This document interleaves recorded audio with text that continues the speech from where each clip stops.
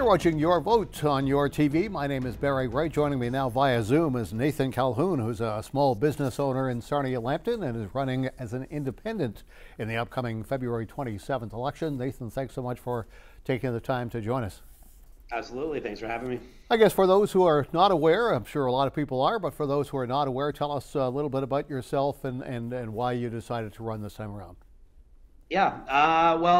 Like you said, I've helped start a number of businesses in Sarnia. I sat on city council for 4 years, and Sarnia is a place that I love very deeply, and the way that politics affects a place that I love very deeply has always just been something that I've been interested in engaging with. I enjoy debate. I enjoy kind of fighting for better systems, better ways to organize as humans. So me being political just seems to work for somebody like me right now. And so I knew I was going to be running as an independent in different elections coming up. I wasn't expecting this one to come so quick, but I wanted to get my name out there because I'm the kind of person that wants to fight for Sarnia-Lambton, and I think that we need representation in Toronto and in Ottawa that way. And why run as an independent as opposed to hitching your wagon to, say, one of the traditional parties? Yeah. Short answer is the traditional parties don't care about Sarnia-Lambton, and I do. And if I hitch my my goals and everything to another political party where we're just kind of an afterthought, we're one of multiple ridings, then I think I have to give up a lot. We've already seen our current sitting member of parliament and provincial parliament and how much they have to give up, constantly voting for the conservative bills, even if the conservative bills hurt Sarnia-Lambton. And so I thought that going independent and just telling everybody, hey, I'm here for us, I'm not here for another party, was the best way to approach a position like this. And as a small business owner, what do you feel could be done differently or better, or how do we create a better atmosphere for small business in Sarnia-Lambton? Yeah, it's interesting because I don't think the conservative government has done that bad of a job for small businesses. Like, I'm pretty in favor of some of those policies, but that's one of the reasons I want to run as an independent, because while they might be good in business, they are not great at things like housing and things like education and things like healthcare.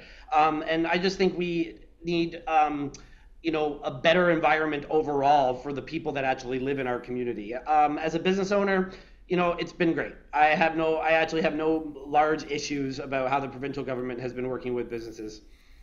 Well, let's touch on some of those issues, which seem to be kind of the three-pronged approach, I guess, to a lot of parties is healthcare, education, and housing. How do we make, let's start with education. How do we make the education system, both primary and post-secondary, how do we make that better for Sarnia-Lambton and for the wider province?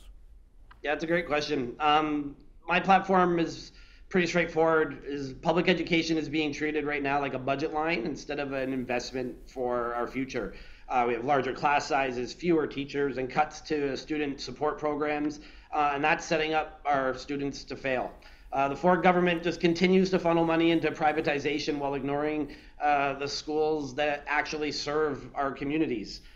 So a real education plan means funding classrooms properly, ensuring students with special needs get the support that they deserve, and paying teachers what they're worth. Every student deserves the right to learn and thrive in Sarnia-Lambton without politicians treating their future as expendable. And we have a housing crisis, obviously, in Sarnia-Lambton within this riding and wider as well. And of course, that's permeated itself through homeless encampments and that sort of thing. Any ideas moving forward as far as housing is concerned? Well, I know we don't need more task forces and long-term promises. We need immediate solutions to get people housed. We see that firsthand with places like Rainbow Park. And that means very on simple terms, like legalizing things like tiny homes, converting vacant buildings into housing, and stopping bylaws that punish people for being homeless. The housing crisis, in my opinion, is not very complicated. It's just not being solved because politicians don't want to disrupt the status quo. Instead of waiting on big developers, we could build things like cooperative housing models and make it easier for people, not just corporations, to create housing in our communities. And as far as healthcare is concerned, give us your thoughts moving forward on healthcare. Yeah, that one, like, if you've spent any time waiting in the ER at Blue Water Health, it's almost seeming like it's intentionally underfunded right now. Emergency rooms are short-staffed, and for many people, especially people that are moving to our community, a family doctor is just not even an option anymore. Right. So we need real investments in nurses, doctors, frontline healthcare, not cuts and backdoor privatization, which seems to be happening. And this riding has a fair amount of First Nations communities within this riding, and also some surrounding ridings as well. And I recognize First Nations has more of a federal feel to it. But do you have any thoughts as far as how we could better serve First Nations community from a provincial standpoint? Yeah, from the provincial standpoint, I think one of the biggest ways that we can put pressure on government to support Indigenous communities is through the Ministry of Environment. Ford's government spent more time almost giving the keys to their own regulation to the industry itself, and we didn't have good third-party tools to monitor and keep track of that. And I think we can be the best neighbors to places like Aamjiwnaang by holding the government to account to make sure that any industry that is going on anywhere in Canada, but also especially when we have Indigenous communities that are living right beside it, are held accountable, and that they are regulated to ensure that safety is the top priority. Right.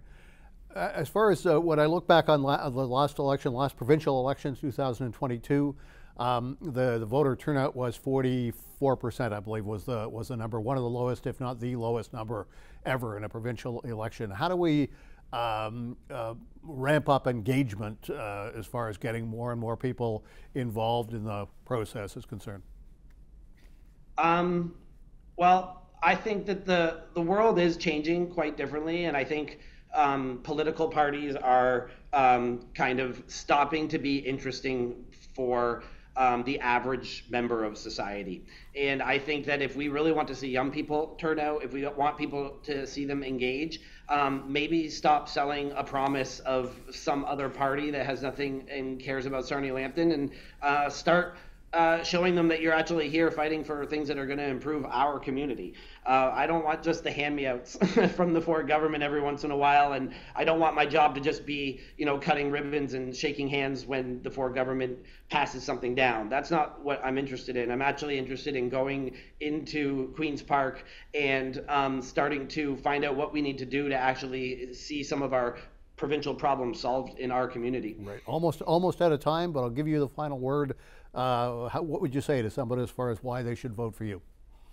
I think you should vote for me because I'm the only candidate that's running for Sarnia. Everyone else is running for their party. And if you don't know what their party is, then mine's really obvious. So I think that I'm a good candidate for that. All right, Nathan, thanks so much for taking time, and best of luck on February 27th. Thanks, Barry.